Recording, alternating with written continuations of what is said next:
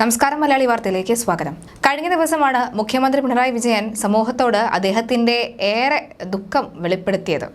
മറ്റൊന്നുമല്ല, ഒന്ന് തേച്ച് വെച്ച ഒരു ഷർട്ടോ അല്ലെങ്കിൽ അടച്ചു വെക്കാതെ ഒരു ഗ്ലാസ് വെള്ളം പോലും കുടിക്കാൻ കഴിയാത്ത തരത്തിൽ അദ്ദേഹം ബുദ്ധിമുട്ടുകയാണ് എന്നാണ് കഴിഞ്ഞ ദിവസം ഒരു പൊതുവേദിയിൽ അദ്ദേഹം പറഞ്ഞത്. അതിനുശേഷം വലിയ വാർത്തകളാകുന്നു, അത് ട്രോളുകളാകുന്നു, അങ്ങനെ വേണ്ട ബഹളം.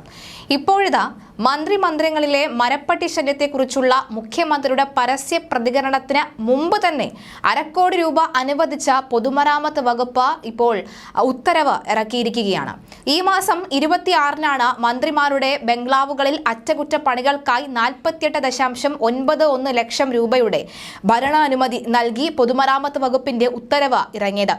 ക്ലിഫ് ഹൗസ് ഉൾപ്പെടെ മന്ത്രിമന്ദിരങ്ങളിൽ മരപ്പട്ടി ശല്യം രൂക്ഷമാണെന്നായിരുന്നു പൊതുപരിപാടിയിൽ മുഖ്യമന്ത്രി പിണറായി വിജയൻ പറഞ്ഞത്.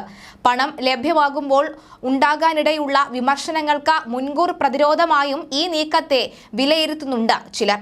ഏത് ഘട്ടത്തിലും ക്ലിഫ് ഹൗസിൽ ഏതെങ്കിലും നവീകരണ പ്രവർത്തനങ്ങളുമായി ബന്ധപ്പെട്ട തുക അനുവദിക്കുമ്പോൾ തന്നെ വലിയൊരു വിവാദമാകാറുണ്ട്. പലപ്പോഴും ഇതിനു മുൻപും പലതരത്തിൽ വിവാദമായിട്ടുണ്ട്. 7 ലക്ഷം രൂപയുടെ കർട്ടൻ അടക്കമുള്ളവ വലിയ രീതിയിൽ വിമർശനങ്ങൾക്ക് വിധേയമാകുന്ന സാഹചര്യത്തിലാണ് ഈ 26-ാം തീയതി തന്നെ പൊതുമരാമത്ത് വകുപ്പ് ഈ 48 ലക്ഷം രൂപ അനുവദിക്കുകയും കഴിഞ്ഞ ദിവസം തന്നെ അദ്ദേഹം ഇക്കാര്യം തനിക്കുണ്ടാകുന്ന ബുദ്ധിമുട്ടുകളെ കുറിച്ച് ഒരു പൊതുവേദിയിൽ പറയുകയും ചെയ്തു. പിന്നാലെയാണ് ഈ തുക അനുവദിച്ചു എന്ന റിപ്പോർട്ടുകൾ ഇപ്പോൾ പുറത്തു വരുന്നത്. എന്തായാലും മുഖ്യമന്ത്രി പിണറായി വിജയനെ ഇപ്പോഴാണ് കുറച്ചു കൂടുതൽ ട്രോളിലേക്ക് കയറുന്നത്. പണം ലഭ്യമാകുമ്പോൾ ഉണ്ടാകാനിടയുള്ള വിമർശനങ്ങൾക്ക് മുൻകൂർ പ്രതിരോധമായും ഈ നീക്കത്തെ വിലയിരുത്തുന്നുണ്ട്. എന്തായാലും മുൻകൂർ പ്രതിരോധം വിജയിച്ചു എന്ന് പലരും ചോദിക്കുന്നുണ്ട്. അതേസമയം തലസ്ഥാനത്ത് മുഖ്യമന്ത്രി ഉൾപ്പെടെ മന്ത്രിമാരിൽ ഭൂരിഭാഗവും താമസിക്കുന്നത് രാജഭരണകാലത്ത് നിർമ്മിച്ച ബംഗ്ലാവുകളിലും വീടുകളിലും. മന്ത്രിമന്ദിരങ്ങളുടെ പഴയ തട്ടിൻപുറങ്ങളിൽ അന്തേവാസികളായി മരപ്പട്ടിയും എലിയും ഉൾപ്പെടെയുള്ളവ ചേക്കേറുന്നതിന് കാരണവും കെട്ടിടങ്ങളുടെ പഴക്കം തന്നെയാണ്. ക്ലിഫ് ഹൗസിലെ മരപ്പട്ടി ശല്യം കാരണം വസ്ത്രങ്ങൾ ഇസ്തിരിയിട്ട് വെക്കാനോ വെള്ളം തുറന്നു വെക്കുവാനോ കഴിയാത്ത അവസ്ഥയുണ്ടെന്ന് കഴിഞ്ഞ ദിവസമാണ് മുഖ്യമന്ത്രി പ്രസംഗത്തിൽ പറഞ്ഞത്. പതിറ്റാണ്ടുകൾ പഴക്കമുള്ള കെട്ടിടങ്ങളുടെ തടി കൊണ്ടുള്ള മച്ചിലാണ് മരപ്പട്ടികൾ ഓടി നടക്കുന്നത്. മുഖ്യമന്ത്രിയുടെ വീടിൽ മരപ്പട്ടിയാണെങ്കിൽ പ്രതിപക്ഷ നേതാവ് താമസിക്കുന്ന കന്റോൺമെന്റ് ഹൗസിൽ പാമ്പുണ്ട്. ഒപ്പം കീരികളും എലികളും ധാരാളം.